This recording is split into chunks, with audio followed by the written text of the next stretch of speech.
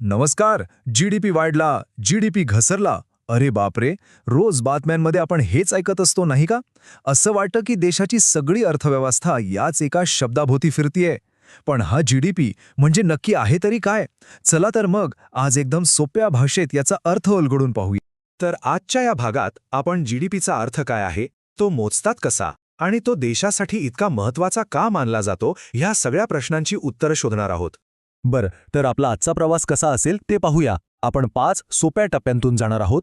सगळ्यात आधी जीडीपी म्हणजे काय ते समजून घेऊ. मग त्यात अंतिम मूल्य हा शब्द इतका महत्त्वाचा का आहे ते बघू. त्यानंतर रिअल जीडीपी आणि नॉमिनल जीडीपी हा जो गोंधळ असतो ना, तो दूर करू. मग पाहू की भारतात हे आकडे मोजतं तरी कोण. आणि हो, शेवटी जीडीपीचा एक जुळा भाऊ आहे जीएनपी, त्याचीही ओळख करून घेऊ.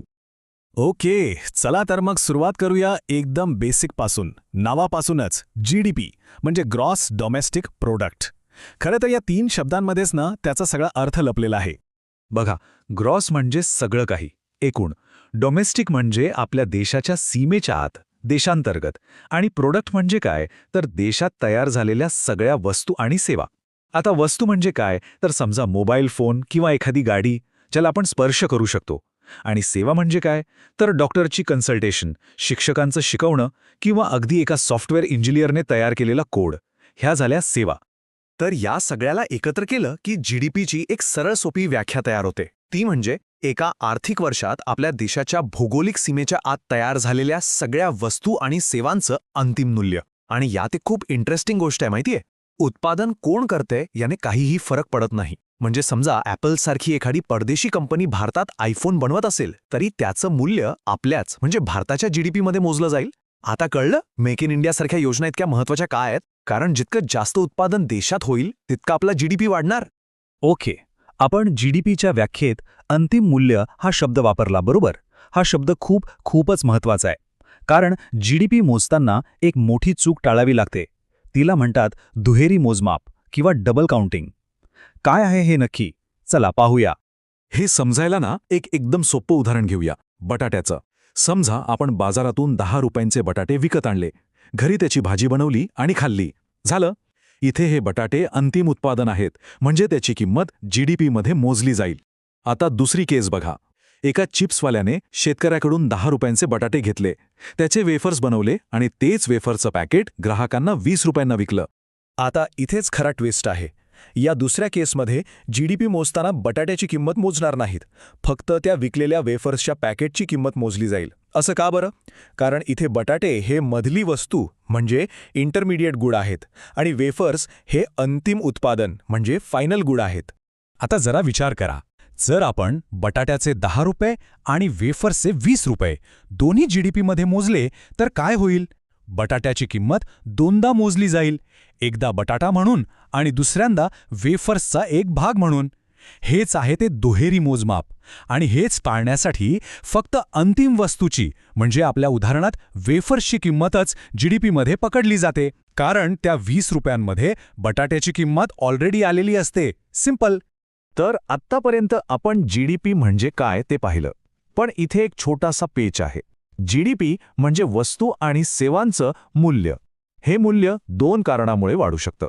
एक, देशात खरंच जास्त उत्पादन झालं म्हणून, जे चांगलं आहे.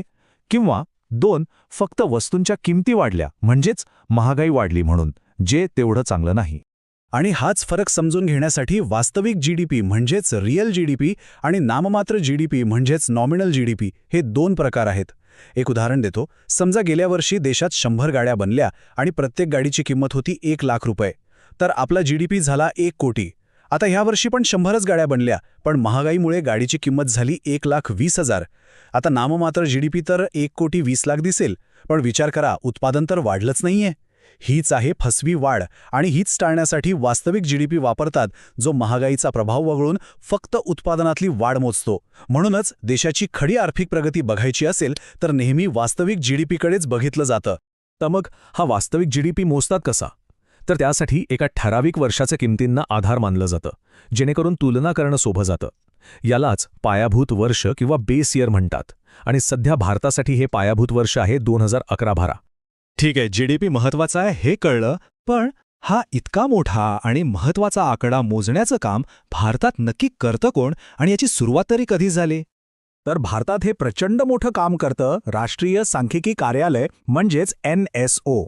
विचार करा, देशाच्या कानाकोपऱ्यातून डेटा गोळा करून देशाच्या आर्थिक प्रगतीचा एक आरसा आपल्यासमोर ठेवणारी ही संस्था आहे. ही संस्था सांख्यिकी मंत्रालयाच्या अंतर्गत काम करते, ज्यामुळे त्यांनी दिलेले आकडे हे अधिकृत मानले जातात.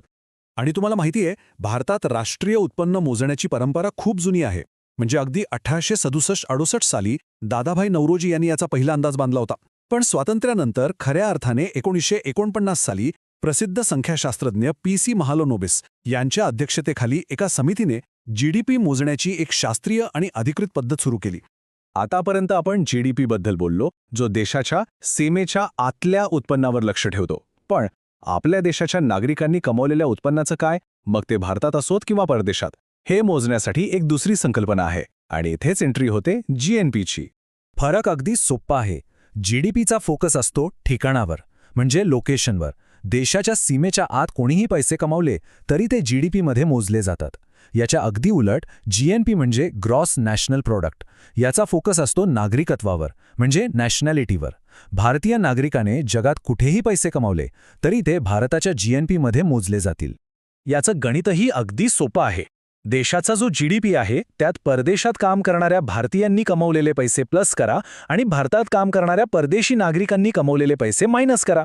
जे उत्तर येईल तो झाला आपला GNP. थोडक्यात सांगायचं तर GDP म्हणजे देशाची सीमा आणि GNP म्हणजे देशाचे नागरिक. किती सोपं आहे. तर आज आपण GDP बद्दल बऱ्याच गोष्टी समजून घेतल्या. तो म्हणजे काय, त्यातलं डबल काउंटिंग कसं टाळतात आणि रिअल GDP देशाचं खरं चित्र कसं दाखवतो हे सगळं पाहिलं. पण एक महत्त्वाचा प्रश्न उरतोच, हा आकडा देशाबद्दल सगळंच सांगतो का?